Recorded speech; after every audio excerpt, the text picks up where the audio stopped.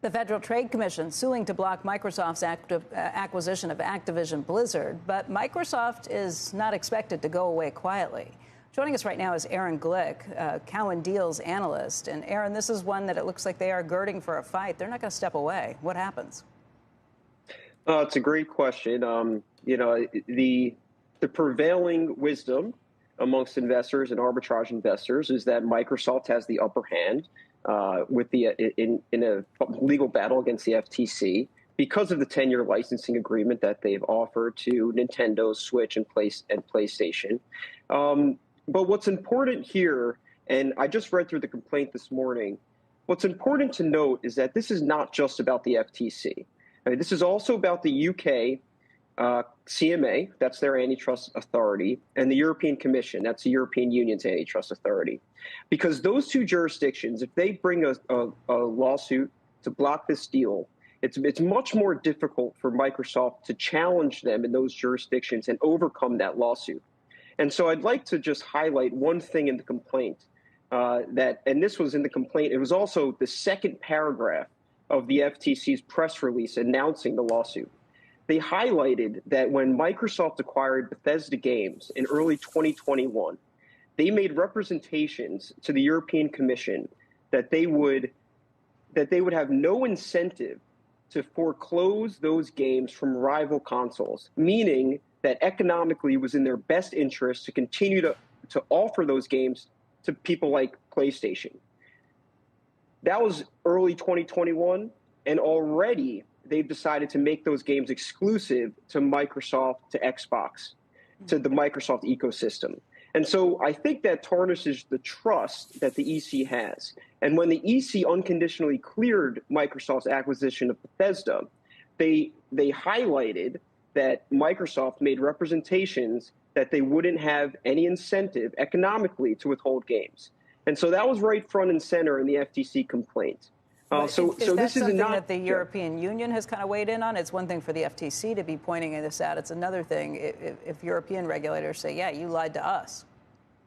That's exactly what I'm trying to get at here. So the UK and the EC, their reviews are still pending. We're going to see, we expect to see a statement of objections from the UK sometime in January. We might see one from the European Commission a little later. Those reviews are set to expire at the end of the first quarter. Right, so the FTC and Lina Khan, they've taken the lead here, and they're signaling to these other regulators, look, here are some potential issues. And we don't know. We know that they all communicate with each other. We don't know that if they're all on the same page or not. But that's a risk factor that investors are going to be talking about. Your best guess as to the EU, because I thought you were in a position where you thought EU regulators were more likely to approve this.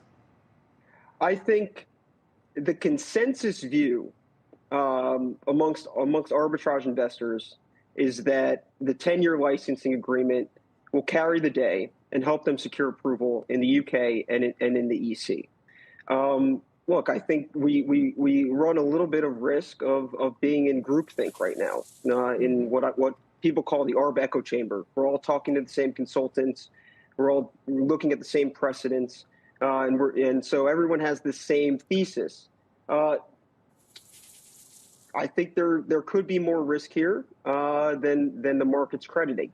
Now, with that said, let's remember that the market's only pricing about a 30-35% probability of this deal closing. So I think the pushback to what I'm saying, and I'm sure I'm going to hear it from a lot of clients, I think the pushback is we're being compensated for that risk, right? I think most investors would say there's at least a 50-50 chance that they prevail in these jurisdictions.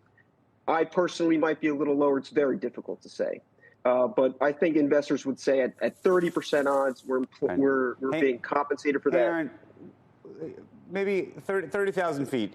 How high stakes do you think this is, not for Microsoft Activision, but actually for the FTC and big tech writ large, insofar as to the extent that you're right and then Microsoft has the better hand, does this, if for example, the FTC were to lose, does that neuter the FTC and the DOJ's ability to make similar claims going forward? Do tech companies and others say, oh, my goodness, the doors has just swung open. We can actually do this now? Well, it's a great question. And I think I think what we're seeing here, obviously, there's a difference in views for this administration and how they think about antitrust and how precedent has developed over the last 50 years.